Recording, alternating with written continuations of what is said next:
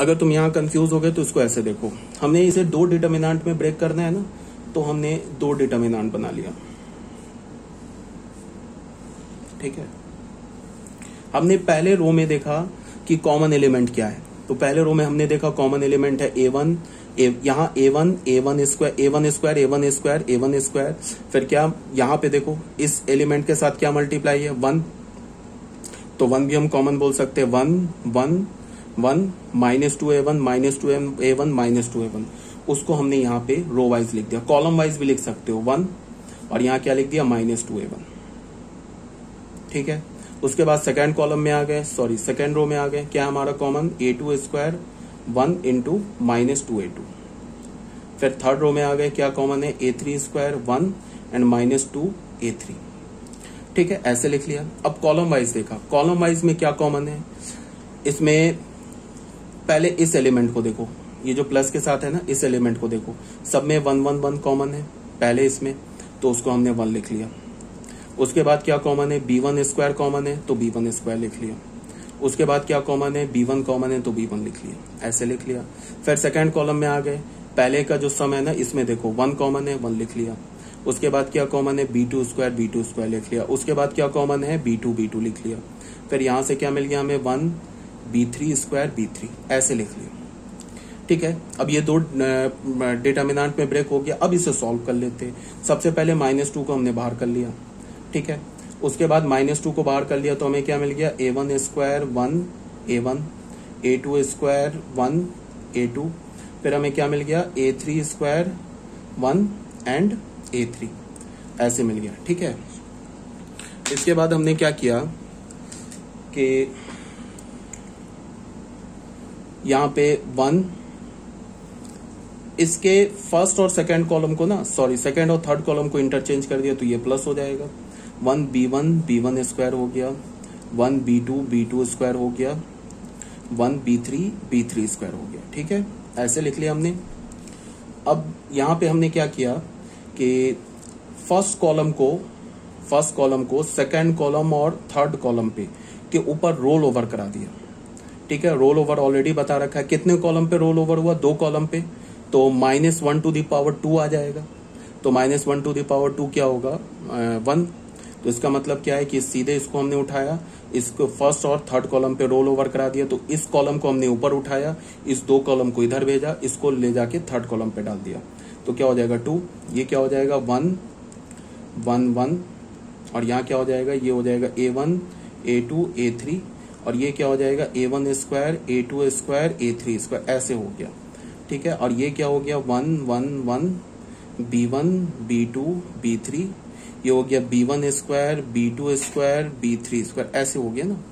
अब देखो इस डिटर्मिनेंट का वैल्यू मैंने तुम्हें बोल रखा है याद रखने के लिए।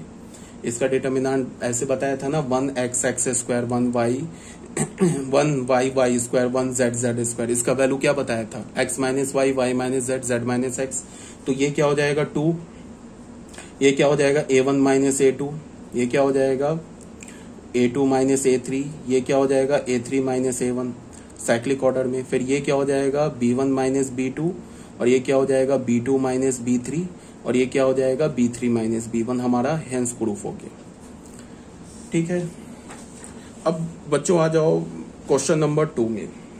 क्वेश्चन नंबर 2 को हमें कैसे प्रूफ करना है, देखो थोड़ा दिमाग लगेगा इसके दो प्रोडक्ट में, इसको दो स्मॉल डिटर्मिनेंट में ब्रेक करने में थोड़ा दिमाग लगेगा। ठीक है, अब जैसे तुम यहां देखो, इस डिटर्मिनेंट के वैल्यू को क्या बोल रहा है कि 0 के इक्वल प्रूफ करो, तो एक रास्ता हमारे पास क्या है कि मार्क बंद करके मल्टीप्लाई कर दे, 0 आ जाएगा, सब कटपिट के लास्ट में 0 आ जाएगा। ठीक है, वैसा हम कभी करेंगे नहीं। दूसरा हमारे दिमाग में क्या आएगा कि हम कुछ प्रॉपर्टी लगा दें, तो प्रॉपर्टी भी लगाओगे तो देखो काफी कॉम्प्लिकेटेड हो रहा है। A1 X1 X1 minus X2 हो जाएगा, अगर तुमने C1 माइनस C2 किया तो कॉमन वॉमन लोगे, काफी कॉम्प्लिकेटेड हो जाएगा। तो वहां से हमारे दिमाग में ये जो चीज आया कि प्रॉपर्टी लगा दे, वो भी रूल्ड आउट हो गया। ठीक है, अब तीसरा लास्ट में क्या होगा कि इस डिटर्मिनेंट को हम दो डिफरेंट डिटर्मिनेंट में ब्रेक कर दें। तो ब्रेक करने के लिए अब हमारे दिमाग में क्या आएगा कि यहाँ पे तो जैसे इस केस में क्या था कि 3 टर्म का सम था। यहाँ पे अभी जो हमने क्वेश्चन सॉल्व किया इसमें क्या था कि 3 डिटर्मिनेंट का हमें सम था, बट यहाँ पे क्या है, सॉरी 3 डिटर्मिनेंट नहीं, एक मिनट, अभी जो हमने क्वेश्चन सॉल्व किया ना, ये वाला, ये जो क्वेश्चन सॉल्व किया क्वेश्चन नंबर 1, इसमें हमें क्या मिला कि हर एक एलिमेंट तीन एलिमेंट्स के सम में है। ठीक है, यहाँ पे क्या है कि हर एक एलिमेंट तो दो एलिमेंट के सम में है। बट तुम इसको अगर ध्यान से देखोगे ना, तो पहले रो में कॉमन तुम्हें क्या दिख रहा है? A1 A1 A1। फिर क्या तुम्हें कॉमन दिख रहा है बताओ? B1 B1 B1, ये पहले रो में कॉमन दिख रहा है। फिर दूसरे रो में कॉमन क्या दिख रहा है? A2 A2 A2। फिर क्या दिख रहा है? B2 B2 B2। तीसरे में क्या दिख रहा है? A3 B3 A3 B3 common दिख रहा है। पहले कॉलम में तुम्हें क्या दिख रहा है कॉमन? X1 Y1, दूसरे में X2 Y2, तीसरे में X3 Y3। तो यहाँ पे तुम ऑन द होल देखो कि जो पहले रो में कॉमन क्या आ रहा है, मतलब कौन कौन से एलिमेंट आ रहे हैं? A1 B1 A1 B1 A1 B1। इसका मतलब A3 मिसिंग है, A1 B1 मतलब C1 मिसिंग है। तो C1 मिसिंग है, तो इसका क्या मतलब होगा कि C1 के साथ जो एलिमेंट मल्टीप्लाई हो रहा होगा ना, वो 0 होगा। यहाँ देखो A2 B2 कॉमन दिख रहा है, C2 मिसिंग है। A3 B3 कॉमन दिख रहा है, C3 मिसिंग है। X1 Y1 कॉमन दिख रहा है, इसका मतलब Z1 मिसिंग है। X2 Y2 कॉमन दिख रहा है, मतलब Z2 मिसिंग है। X3 Y3 कॉमन दिख रहा है, इसका मतलब Z3 मिसिंग है। तो कोई प्रॉब्लम नहीं है, यह क्वेश्चन और आसान हो गया।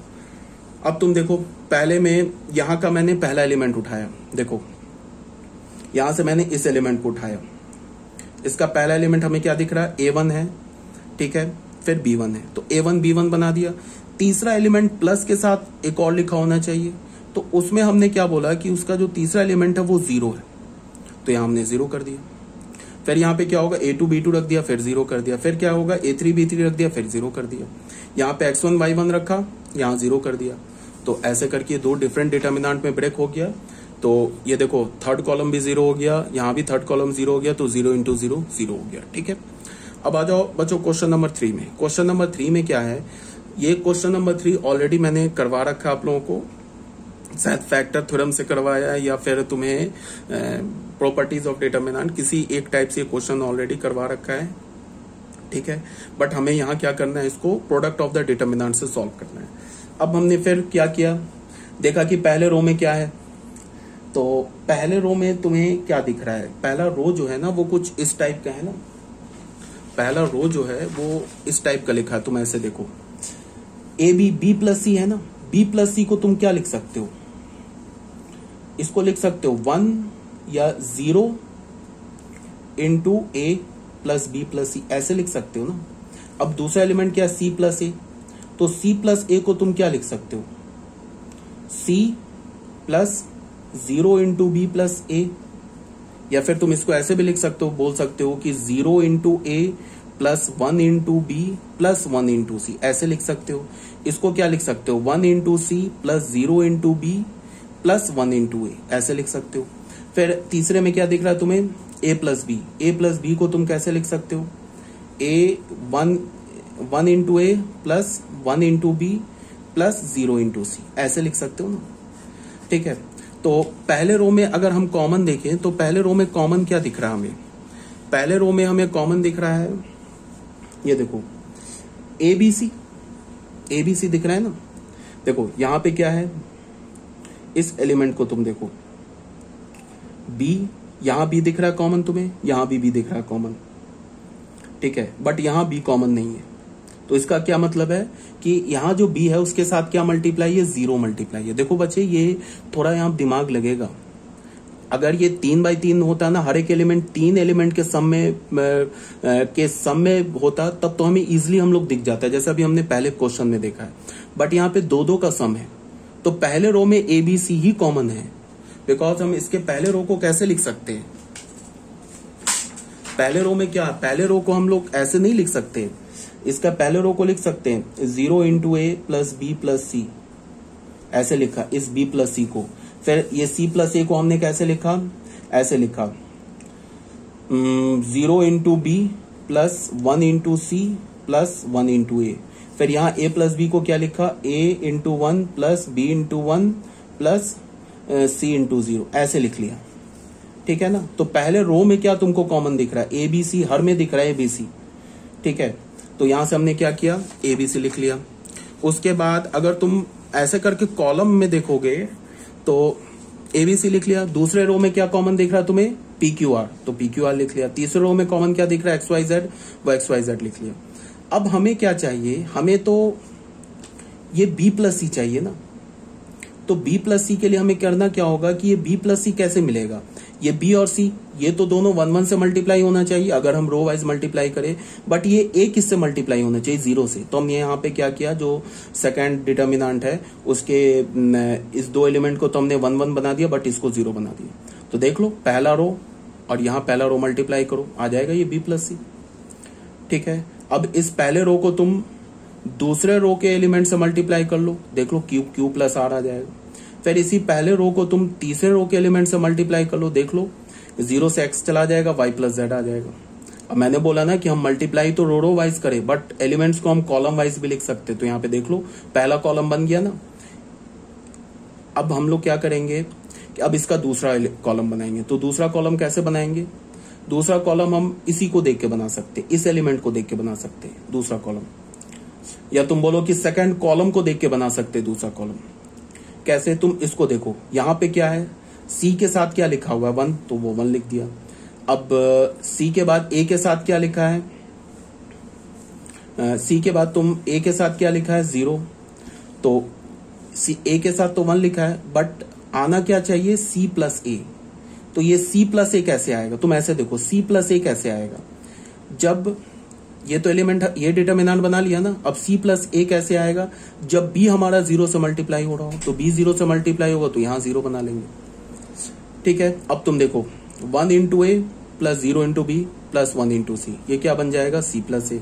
फिर इस सेकेंड रो को तुम सेकेंड रो से मल्टीप्लाई करो, तो क्या हो जाएगा पी प्लस आर, तो देखो पी प्लस आर। फिर तुम सेकेंड रो को थर्ड रो से मल्टीप्लाई करो, तो क्या मिल जाएगा हमें एक्स प्लस जेड, तो देख लो एक्स प्लस जेड है। अब हम लोग थर्ड रो बनाएंगे। थर्ड रो बनाएंगे कैसे, हमें क्या होना चाहिए, ये ए प्लस बी आना चाहिए, सॉरी सी प्लस ए के बाद क्या आना चाहिए ए प्लस बी। तो ए प्लस बी के लिए क्या करेंगे कि ये थर्ड रो फर्स्ट रो से मल्टीप्लाई होगा ना, तो ए और बी इसके क्रॉसपॉन्डिंग तो 1 1 डाल दिया, बट सी नहीं आना चाहिए तो 0 डाल दिया। अब ये जाके हमारा दो डिटर्मिनेंट में ब्रेक हो गया। अब ये तो 1 है हमारा, सॉरी ये हमारा क्या 2, इसको कैलकुलेट कर लो 2 आ जाएगा, ये हेंस प्रूफ हो जाएगा। थोड़ा बच्चे दिमाग लगेगा इसमें, ठीक है ना। ये हमारा था क्वेश्चन नंबर 3। ठीक है, समझ रहे हो कि नहीं, अगर नहीं समझ रहे हो तो एक बार मैं और एक्सप्लेन कर देता हूं।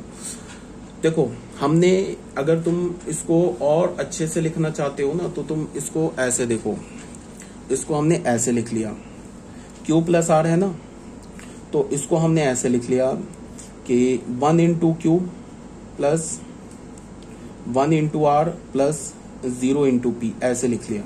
फिर यहाँ पे पी क्यू आर है, तो लिख लिया 1 into r plus 1 into p plus 0 into q, ऐसे लिख लिया। फिर यहाँ पे क्या पी क्यू आर, तो 1 into p plus 1 into q plus 0 into r, ऐसे लिख लिया। फिर हमारा क्या एक्स वाई जेड, तो लिख लिया 1 into y plus 1 into z plus, या फिर यहाँ पे एक्स वाई जेड है ना, तो तुम इधर भी पैटर्न एक्स वाई जेड का ही लेके चलो। तो तुम एबीसी है ना, तो यहां भी तुम पैटर्न एबीसी का लेके चलो, तुम ऐसे लिख लो एबीसी, तो 0 इंटू ए plus 1 into B plus 1 into C. फिर एबीसी है, तो एबीसी का पैटर्न लेके चलो, तो तुम इसको कैसे लिखोगे, पहले सी के साथ 1 है, ए के साथ, तो 1 इंटू ए प्लस बी के साथ 0 है, तो 0 into B plus 1 into C, ऐसे लिख लो।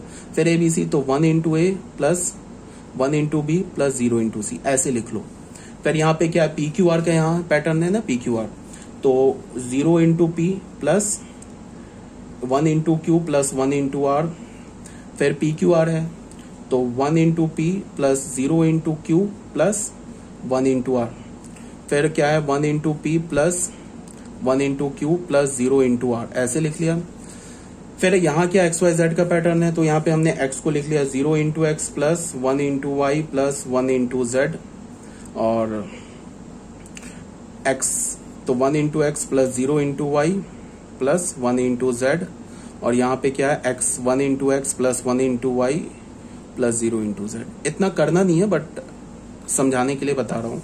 अब तुम देखो यहाँ पे हमने क्या किया कि एबीसी दिख रहा है ना, हर एक एलिमेंट में एबीसी कॉमन, तो उससे तो हमने ये दूसरा डिटर्मिनेंट बना लिया, देख लो ये बना लिया। अब ये किससे मल्टीप्लाई हो रहा है, 0 1 1। देख लो ये एलिमेंट कैसे मिलेगा, जब हम पहले डिटर्मिनेंट के फर्स्ट रो को पहले दूसरे डिटर्मिनेंट के फर्स्ट रो से मल्टीप्लाई करेंगे, तभी तो जाके ये एलिमेंट मिलेगा। तो इसका मतलब कि जो फर्स्ट डिटर्मिनेंट है उसका पहला रो क्या होना चाहिए, 0 1 1, तो ये 0 1 1 आ गया। ये एलिमेंट कैसे मिलेगा, ये एलिमेंट तभी मिलेगा ना जब हम पहले डिटर्मिनेंट के को, ये फर्स्ट डिटर्मिनेंट के सेकंड रो को क्या करें, दूसरे डिटर्मिनेंट के फर्स्ट रो से मल्टीप्लाई करें। देख लो ये सेकंड रो है। ये एलिमेंट कैसे मिलेगा, जो फर्स्ट डिटर्मिनेंट है ना उसके हम फर्स्ट रो को सेकंड रो को, अगर हम सेकंड रो को क्या करें, अगर हम कॉलम वाइज रख रहे हैं तब की बात कर रहे हैं। ये पूरा कॉलम बन गया। ये पूरा कॉलम कैसे बना, ये पूरा कॉलम बना कि हमने जो पहला रो है ना उसको पहले रोज के एलिमेंट से मल्टीप्लाई किया, यहां रख दिया। फिर पहला रो का एलिमेंट उठाया, दूसरे रो से मल्टीप्लाई किया, यहां रख दिया। फिर पहला रो का एलिमेंट उठाया, तीसरे रो से मल्टीप्लाई किया, यहां रख दिया। तो पहला कॉलम तो ये बन गया। अब ये कॉलम कैसे, ये एलिमेंट कैसे बनेगा, ये एलिमेंट तभी बनेगा ना जब हम पहले डिटर्मिनेंट के सेकंड रो को इस ये दूसरे डिटर्मिनेंट के फर्स्ट रो से मल्टीप्लाई करें, तभी जाके तो ये एलिमेंट बनेगा। तो इसका मतलब कि हमारा जो पहला फर्स्ट डिटर्मिनेंट है ना उसका सेकंड रो क्या होना चाहिए, 1 0 0, सॉरी 1 0 1 होना चाहिए, तो यहाँ 1 0 1 लिख दिया। अब ये एलिमेंट कैसे बनेगा, ये तो पूरा बन गया, ये बन गया ना, सेकंड रो आ गया। अब सेकंड रो को तुम फर्स्ट रो के एलिमेंट से मल्टीप्लाई करो, यहां रख दो। अब तुम देखो सेकंड रो को तुम सेकंड रो से मल्टीप्लाई करोगे तो क्या होगा, P प्लस आर, तो वो देख लो P प्लस आर आ गया, यहाँ लिखा है ना P प्लस आर। फिर अगर तुम सेकंड रो को थर्ड रो के एलिमेंट से मल्टीप्लाई करोगे तो क्या होगा, x प्लस जेड, वो आ गया x प्लस जेड। अब ये कैसे बनेगा, ये तभी बनेगा ना जब तुम थर्ड रो को पहले डिटर्मिनेंट का थर्ड रो हो और दूसरे डिटर्मिनेंट का फर्स्ट रो हो। तो पहले डिटर्मिनेंट, ये दूसरे डिटर्मिनेंट का फर्स्ट रो क्या ABC, तो थर्ड एलिमेंट दूसरे पहले डिटर्मिनेंट का थर्ड रो क्या होना चाहिए, 1 1 0, तो ये 1 1 0। ऐसे करके हमने थर्ड रो लिख दिया। अब थर्ड रो को तुम फर्स्ट रो से मल्टीप्लाई करो, यहाँ लिख दो। फिर थर्ड रो को तुम सेकंड रो से मल्टीप्लाई करो, यहाँ लिख दो। फिर थर्ड रो को तुम थर्ड रो से मल्टीप्लाई करो, यहाँ लिख दो। ठीक है, थोड़ा इसमें दिमाग लगेगा और कुछ नहीं है। अब आ जाओ बच्चों क्वेश्चन नंबर 4 में। क्वेश्चन नंबर 4 में क्या है कि ये डिटर्मिनेंट दे रखा है, इसको हमें किसके इक्वल प्रूफ करना है, 0 के इक्वल प्रूफ करना है। तो सबसे पहला थॉट जो हमारे माइंड में नहीं आना चाहिए कि इसको हम डायरेक्ट एक्सपैंड कर दें, ये तो बिल्कुल नहीं आना चाहिए। दूसरा थॉट हमारे दिमाग में ये आ सकता है कि इसमें हम डिटर्मिनेंट की प्रॉपर्टी लगा दें, बट तुम देख रहे हो कि अगर हमने C1 minus C2 R2 minus R1 कुछ भी ऐसा किया तो ये काफी कॉम्प्लिकेटेड हो जाएगा। इसका क्या मतलब है कि प्रॉपर्टी ऑफ डिटर्मिनेंट से भी ये सॉल्व नहीं हो रहा होगा। तो फिर सॉल्व कैसे होगा, ये सॉल्व हो रहा होगा इसको प्रोडक्ट ऑफ द डिटर्मिनेंट से। मतलब क्या है कि इस डिटर्मिनेंट को हमें दो डिटर्मिनेंट के प्रोडक्ट में ब्रेक करना है। तो ब्रेक कैसे करेंगे, उसके लिए तुम ऐसे देखो,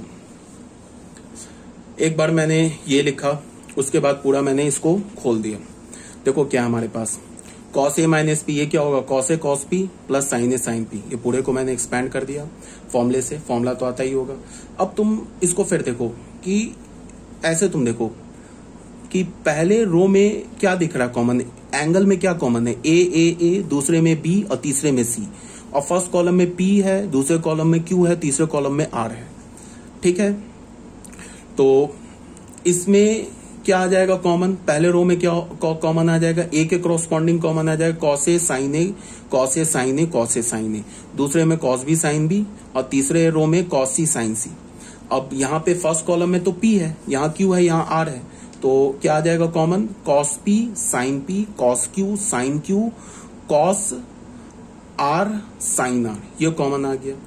अब तुम फिर देखो क्या है कि फिर ये 3/3 ऑर्डर का डिटर्मिनेंट है, इसे हमें दो 3/3 ऑर्डर के डिटर्मिनेंट में ब्रेक करना है। तो अगर ये इस 3/3 ऑर्डर के डिटर्मिनेंट का हर एक एलिमेंट 3-3 एलिमेंट के सम में होता तो थोड़ा इजी हो जाता, मतलब इजी हो जाता सोचना कि हम इसको कैसे ब्रेक करें। बट ये दो एलिमेंट के सम में है तो थोड़ा दिमाग लगेगा।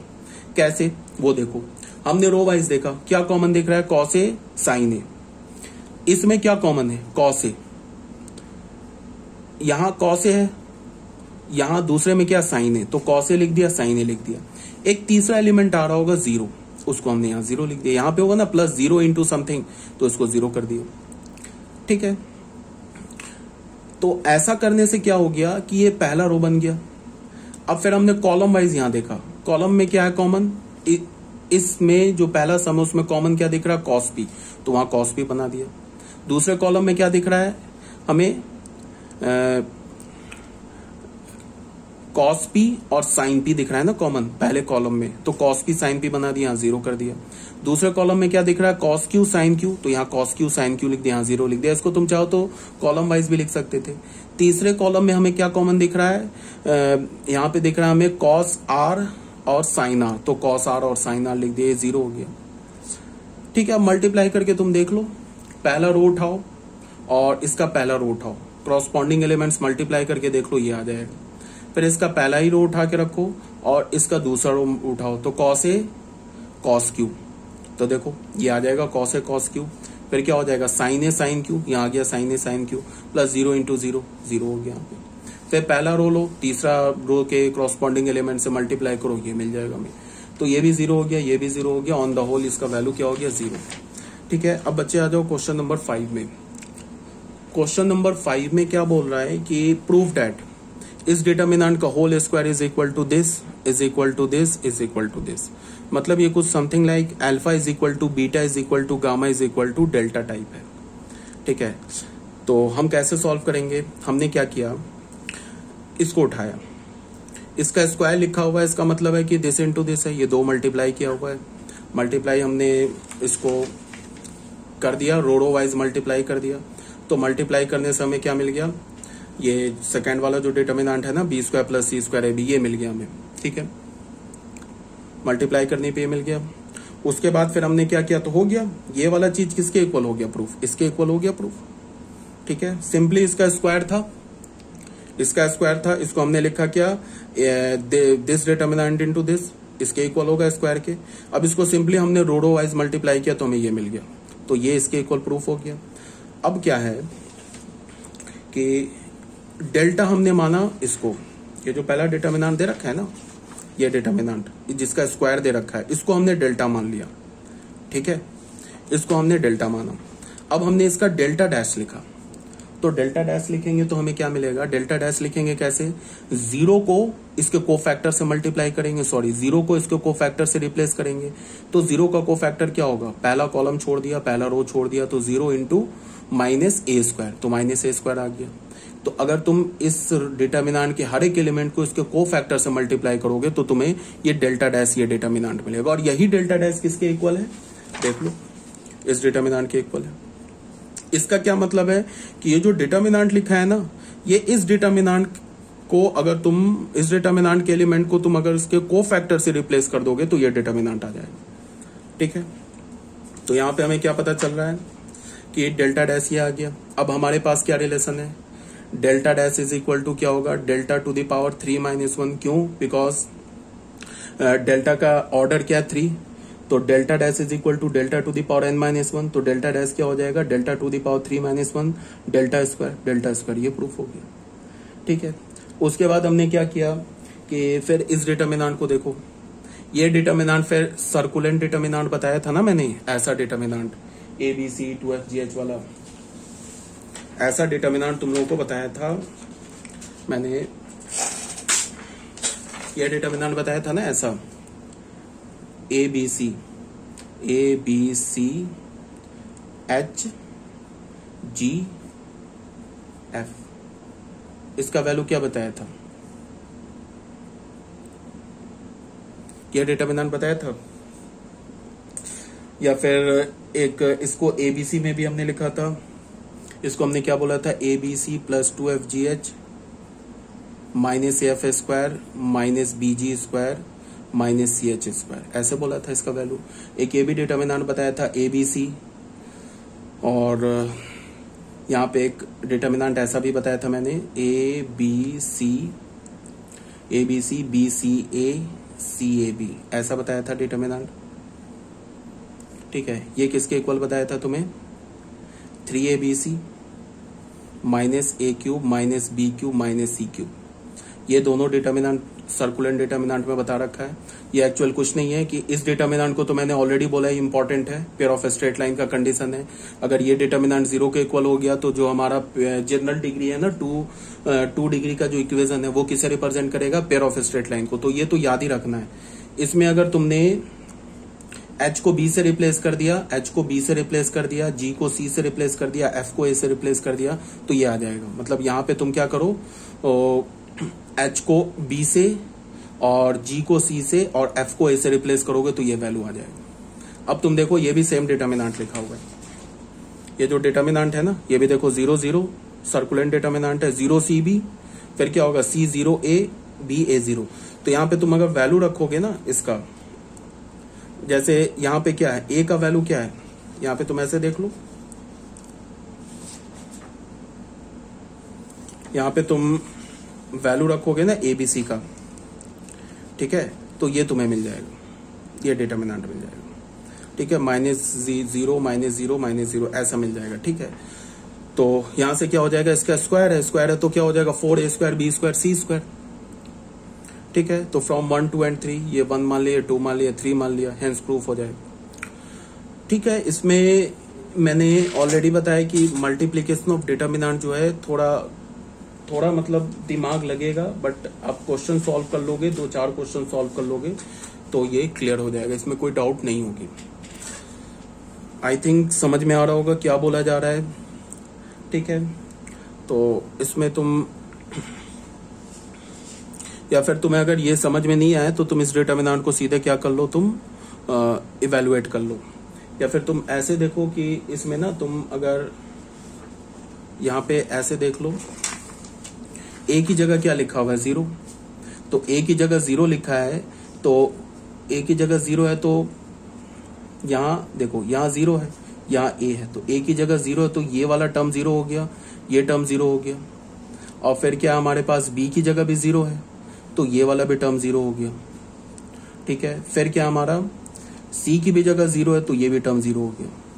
अब ये क्या बच रहा है 2FGH 2, F का काम क्या कर रहा है, यहाँ पे देख लो, F का काम क्या कर रहा है C, या फिर तुम ऐसे देखो H का काम क्या कर रहा है C, तो यहाँ पे हो गया 2C, और G का काम क्या कर रहा है यहाँ पे A B, तो यहाँ पे B आ जाएगा, और H का काम क्या कर रहा है, F का काम क्या कर रहा है A, तो ये क्या हो जाएगा 2ABC, ये हो जाएगा ना 2ABC। अब 2ABC का स्क्वायर कर लोगे ना, 2ABC का स्क्वायर तो 4A² B² C² आ जाएगा, ठीक है।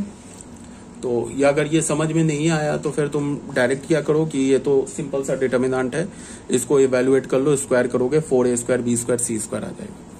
तो मल्टीप्लीकेशन ऑफ डिटर्मिनेंट अगर क्लियर नहीं है तो जब तुम्हें ये वीडियो लेक्चर मिलेगा तो मुझे बता देना, अगर नहीं क्लियर है तो फिर मैं इसे कोशिश करूंगा कि कुछ वीडियो लेक्चर और बना के तुम्हें एक्सप्लेन कर दूं, ठीक है। और डिटर्मिनेंट चैप्टर हमारा कंप्लीट हो गया। अब कोई भी टॉपिक मैंने नहीं छोड़ा है, JEE Mains JEE Advance board का एक भी टॉपिक नहीं छोड़ा है, डिटर्मिनेंट चैप्टर ही हमारा कंप्लीट है। हाँ, अब करना क्या है कि मुझे एक पीडीएफ और बनाना है जिसमें मैं कुछ selected 15-20 question 25 question JEE Mains और जेई एडवांस के सॉल्व करके तुम्हें एक पीडीएफ दे दूंगा जिसमें कुछ सिलेक्टेड क्वेश्चन होंगे जेई मेंस और एडवांस के, प्रीवियस ईयर के क्वेश्चन होंगे। तो और लेकिन हमारा चैप्टर हमारा कंप्लीट हो गया। इसके बाद जो नेक्स्ट चैप्टर होगा वो होगा हमारा रिलेशंस एंड फंक्शंस। ये भी इंपॉर्टेंट चैप्टर है। इसमें फंक्शन में हम लोग बहुत मतलब मोर देन 50% जो फंक्शन का टॉपिक है वो हम 11th में कवर कर चुके हैं। जैसे हमने सिग्नम फंक्शन पढ़ा था, एक्सपोनेंशियल फंक्शन पढ़ा, लॉगरिथमिक फंक्शन पढ़ा, फंक्शन को ऐड मल्टीप्लाई कैसे करते हैं, डिवाइड कैसे करते हैं, फिर बहुत सारे फंक्शंस का रेंज कैसे निकालते हैं, डोमेन कैसे निकालते हैं, फंक्शन के इक्वेशन को सॉल्व कैसे करते हैं, ग्राफ क्या होता है, ये सब ऑलरेडी हमने 11th क्लास में पढ़ रखा है। अब इसी का एक्सटेंशन होगा 12th क्लास में, तो उसको हम लोग नेक्स्ट चैप्टर में देखेंगे, रिलेशंस एंड फंक्शंस में। हमारा डिटर्मिनेंट चैप्टर कंप्लीट है। एक पीडीएफ और है जो मैं तुम्हें सेंड कर दूंगा, ठीक है। पहले ये वीडियो लेक्चर देख लो, अगर मल्टीप्लिकेशन में कोई प्रॉब्लम होगा तो पूछ लेना फिर। ओके।